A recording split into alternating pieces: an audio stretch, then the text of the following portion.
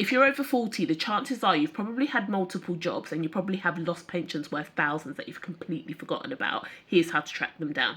So let me be real with you. The average person, they have about 9 jobs over their career. So that's 9 different employers. And if you're over 40, you've probably hit about 5 or 6 of them already. But every single one of those jobs, there's probably a workplace pension that's attached to it, even if you were there for only a year.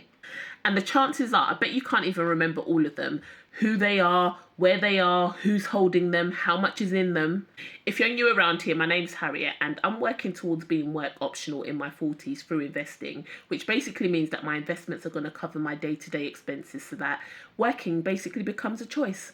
I've been able to build a multiple 6-figure investment portfolio whilst working my 9 to 5, and I also paid off my home early. So here's the thing, there is 31 billion sitting in lost pensions in the UK, and that's not a typo, and you heard me right, I said 31 billion pounds. So that means that there are 3.3 million individual pension pots that people have completely lost track of. The average pension is worth about £9,500, and if you're between age 55 and 75, it's even more. You're looking at about 13,600 on average.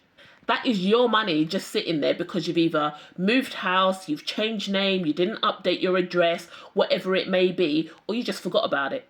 Let's be real, when you had those jobs, you were young, you were focused on the next thing, and back then retirement just felt like a million years away, so you didn't even think about it. But that money is still yours, and it's probably grown since you last looked at it.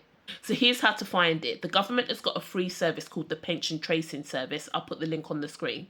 You go in, you put the name of your old employer, even if it was 20 or 30 years ago, even if you only worked there for 6 months or a year. The service will then search over 200,000 pension schemes and it gives you the contact details of who's holding your pension.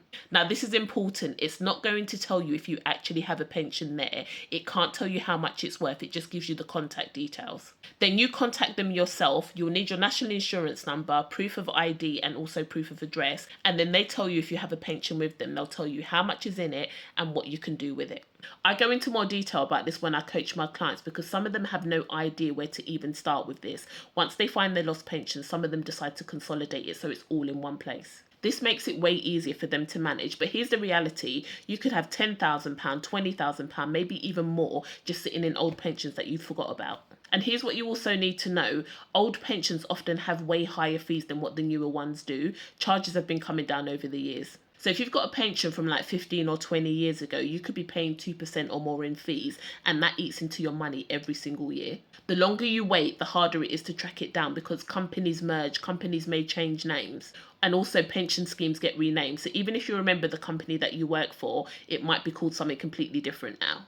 Records also get messier and then contact details get lost and then the trail just goes cold. So if you've had more than one job, go and find your pensions. You could be sitting on thousands of pounds that you didn't even know that you had. Have you ever found a lost pension? Let me know in the comments. Don't forget to like and follow for more.